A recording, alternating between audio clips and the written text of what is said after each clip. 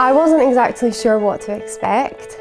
I didn't really know what we were going to do and what was going to happen.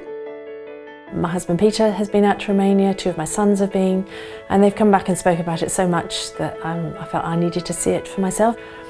I hadn't met anyone before the trip.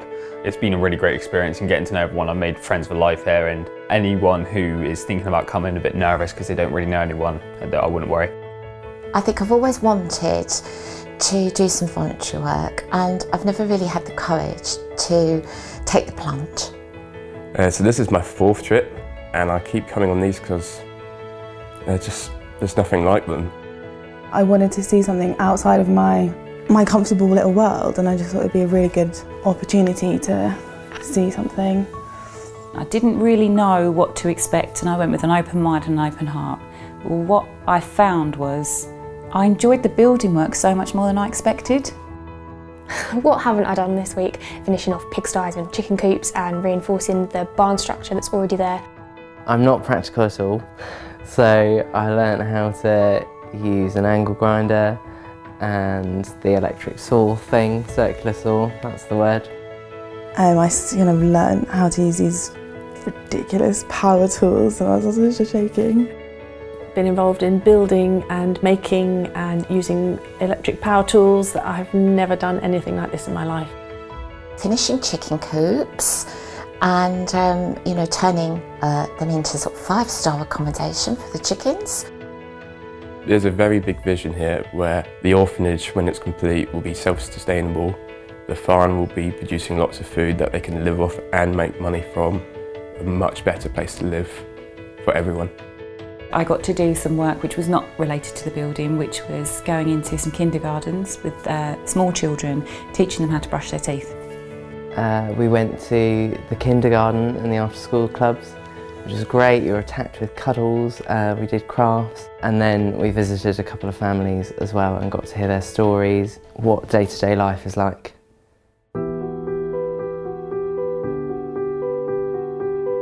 Apollina really struggled to process everything, and it was a shock, but it was one that I needed to see. I'm still absolutely floored by the experience of seeing the conditions in which they live. I just find it staggering that we can see lives so wrecked by lack of education, by lack of finance, and by a lack of any access to medical facilities. And it's been really eye-opening to see some of the dire situations people are in. Being happy is a great thing, and it's something which I never really appreciated before. You just can't imagine it until you see it. There was a little boy that I met who was just an absolute joy. And the next day we met his mum, who just wanted prayer for him. She didn't want prayer for herself. She wanted prayer for him because he's not well and there's nothing they can do. It was the families, particularly families and children where parents were struggling to feed them.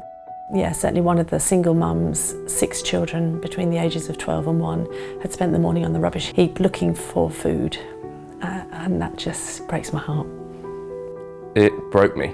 I cried my eyes out because of the injustice. Until we do something about it and help, it's still going to be there. I get upset, I get emotional, I get angry, I get frustrated. But that's the driver for coming and doing it. So when people tell me there's lots of poverty in Essex, there's people going hungry and all this kind of stuff, to that discussion here is a million miles apart. They just don't have anything.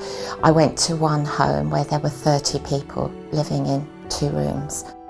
They sit in their faith and they hope and believe that things can get better. It was the most despair I've ever seen in a person, and it was a place of hope.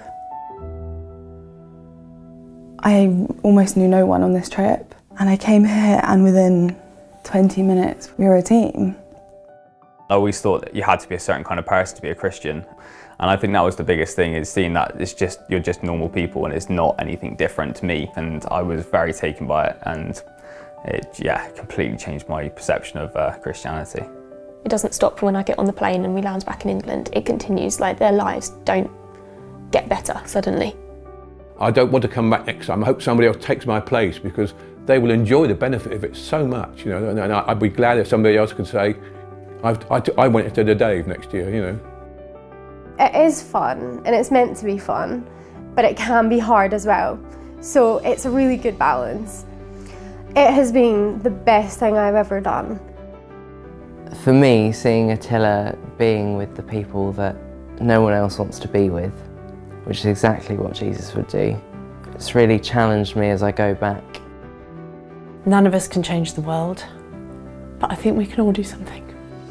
Just by doing the little things, and you know, people doing the shoe boxes, the joy that that brings, we can all do something, even if we can't physically get to Romania and do it.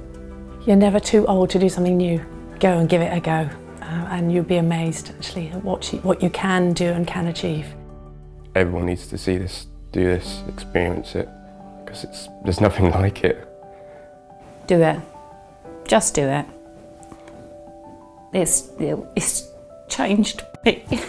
It changed my life. We've just really been his hands and feet this week, and for me that's how I've felt.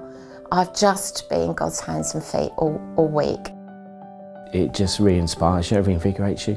And you know, and I always say, and I said it last year and I'll say it again this year, is I think I always reclaim my faith when I come here.